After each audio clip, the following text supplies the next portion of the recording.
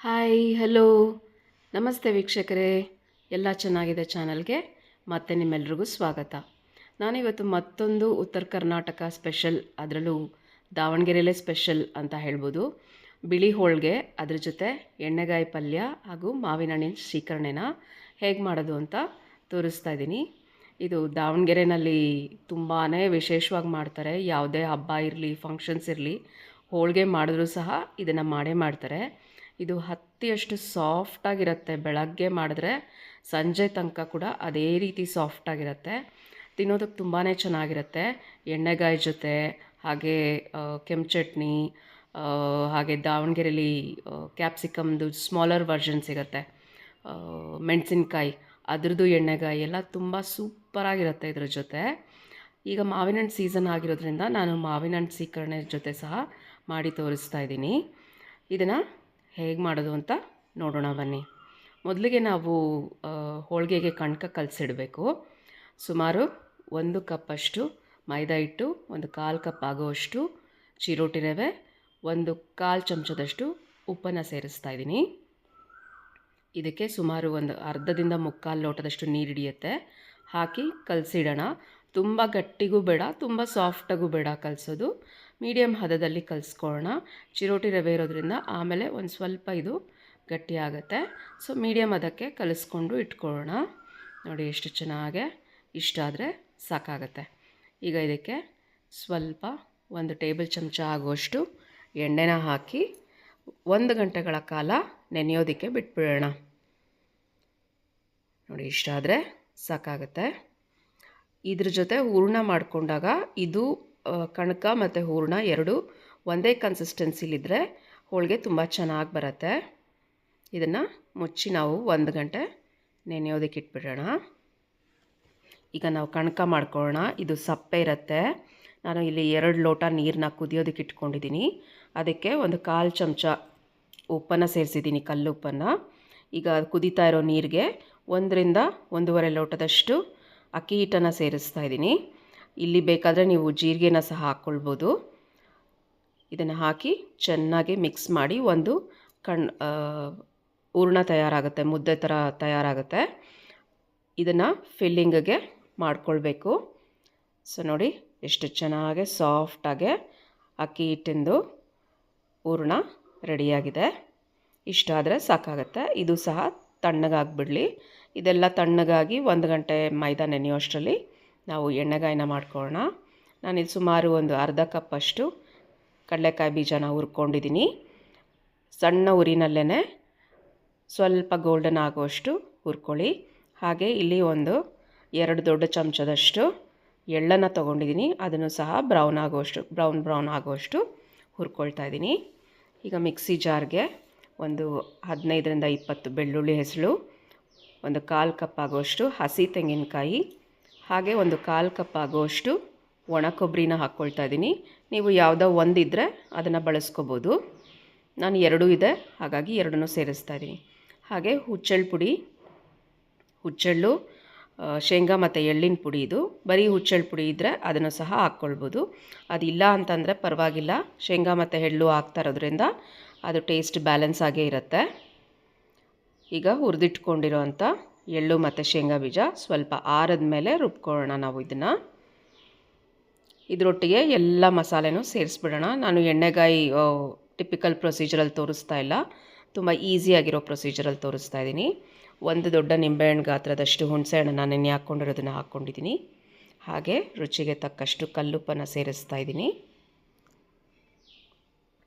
ಮತ್ತು ಒಂದು ಅರ್ಧ ಚಮಚ ಅರಿಶಿನ ಪುಡಿ, 2-2.5 ಚಮಚದಷ್ಟು ಅಚ್ಕಾರದ ಪುಡಿನ ಸೇರಿಸ್ತಾ ಇದ್ದೀನಿ.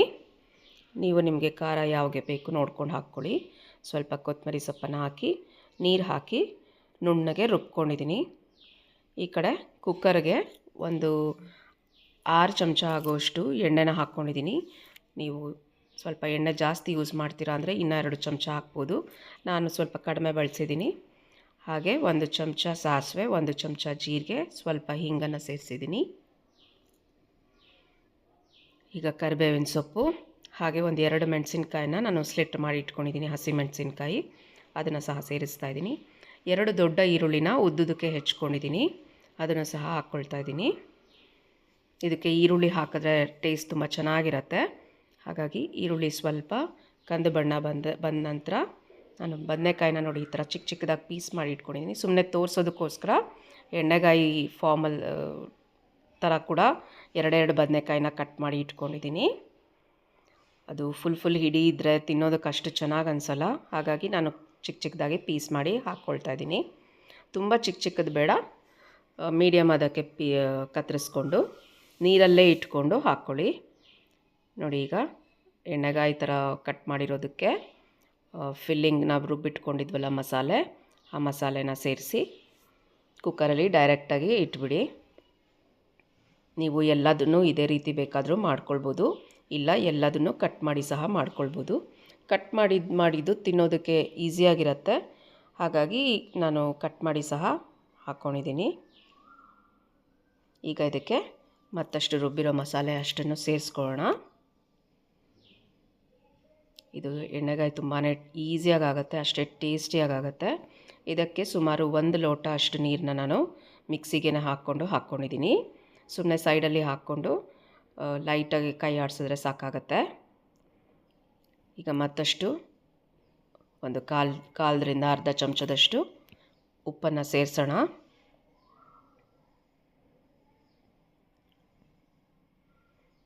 ಇದಿಷ್ಟನ್ನು ಸ್ವಲ್ಪ ಲೈಟಾಗಿ ಮಿಕ್ಸ್ ಮಾಡಿ ಒಂದೇ ಒಂದು ವಿಸಿಲ್ ಆಗುವಷ್ಟು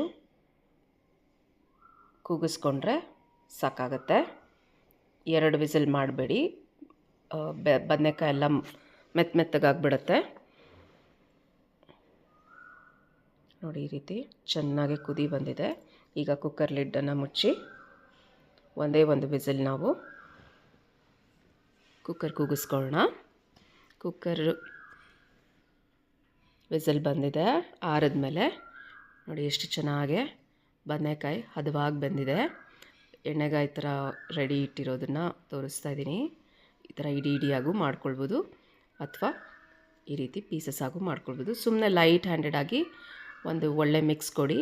ನೀವು ಕನ್ಸಿಸ್ಟೆನ್ಸಿ ನೋಡಿಕೊಂಡು ನೀರು ಬೇಕಂದರೆ ಆ್ಯಡ್ ಮಾಡ್ಕೊಳ್ಬೋದು, ಹಾಗೆ ಉಪ್ಪು ಬೇಕಿದ್ರೆ ಆ್ಯಡ್ ಮಾಡ್ಕೊಳ್ಬೋದು. ನಾನು ಸ್ವಲ್ಪ ನೀರನ್ನು ಹಾಕ್ತಾಯಿದ್ದೀನಿ.